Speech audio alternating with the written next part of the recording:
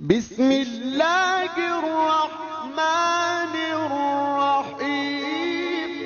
اگر کوئی شخص تمہارا عیب بیان کرے تو اس کے بدلے اس کا عیب بیان نہ کر۔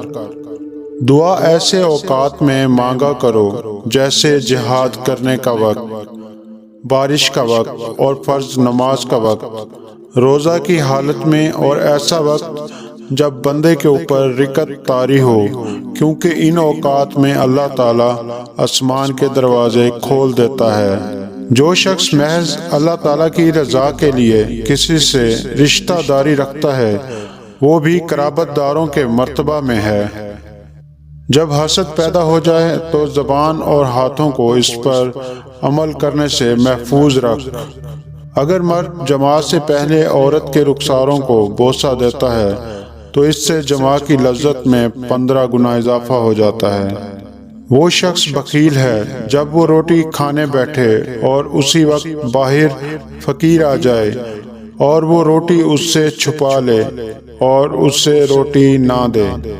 جس شخص کو تکلیف و مصائب زیادہ ہوں گے اس کو راحت پہنچانے کا ثواب بھی زیادہ ملے گا۔